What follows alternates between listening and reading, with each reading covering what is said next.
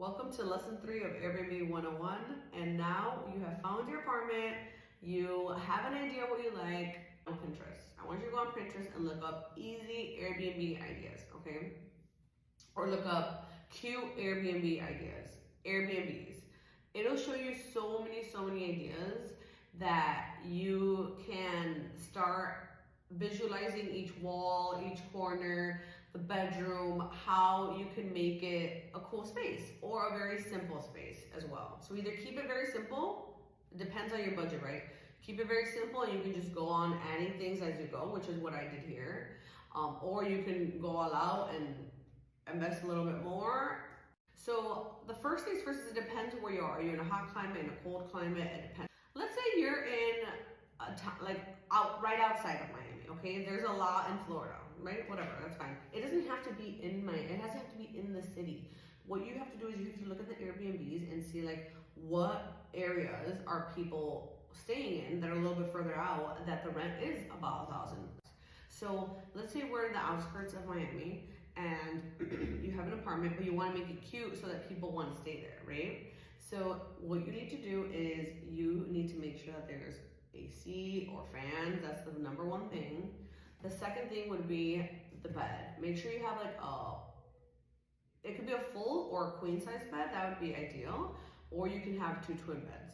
But I would say just get get a full or a queen bed. That's all you need. And you don't have to get a bed frame. You can get just like one of those. There's like these bed frames that are like $50. They just like spring up kind of. You just put them together. They're like underneath, and they just lift the mattress. And you buy a mattress that's like $200, $300, and then you put a mattress pad, and you have to put a mattress wrap over it too, or just make sure the mattress is covered up. So if anything does happen, the mattress is safe. Get some good bedding sheets. So the higher the thread count, the better. And I usually go for like a beige or a gray color, so it's not like completely white and it's also not completely dark. So that's for the bedding. And of course for pillows, I would get like 4 pillows. A lot of people like to sleep with more pillows. I don't like going to an Airbnb and I only have 1 or 2 pillows. I'm like, oh my gosh, right? It's just like an extra thing where you're like, wow, this is so nice when they get to sleep, because that's where they're resting. Think about this. That is the highlight of their day or their night is the bed to go to sleep. That's the main reason why they got an Airbnb. So that is the bedding. And what I would do on the back of the bedding would be do some artwork or maybe hang some things up and just keep it simple like that and just add a little bit more decor to the bedding. Like you could put like a bedding, like a color different toss, or you can put like a few different pillows or different colors, and boom, there you go, you have a bedding. In the room, you also want to have a TV. You want to have a TV, you want to have a place where they can either a closet, right? If there's a closet, hopefully there's a closet. There's a closet, and then you can have like a little drawer where they can put their things, like their cosmetics, in the bedroom, and a TV. Another thing that you want to have would be in the bathroom, of course. Let's go through the bathroom list.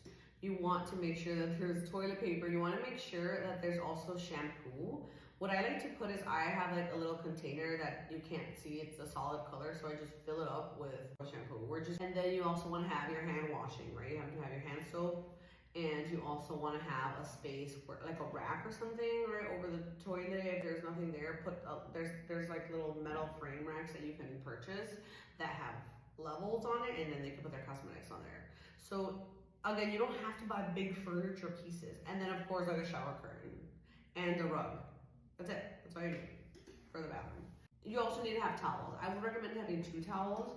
So putting towels in the Airbnbs will also get you higher ratings. So that's the bathroom. And now let's go into the kitchen/living space, which could have the TV in the bedroom or the living space. So for the kitchen, this is what you need. You need a stove.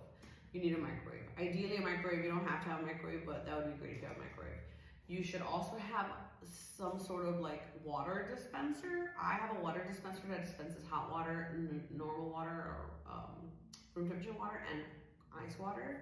So that's great because I don't have to have a coffee tea kettle, because they could just use the hot water and then have instant coffee. So you could do that, or you can just get a coffee machine, and that will help as well. If you already have a filtration system to get water, you definitely need them to have filtered water. So either have filtered water pitcher in there, or get a water filter installed in the faucet. Now, for the coffee, what I get is I get instant coffee. I get the Nescafe because they can just scoop it and pour it in and it just makes the coffee.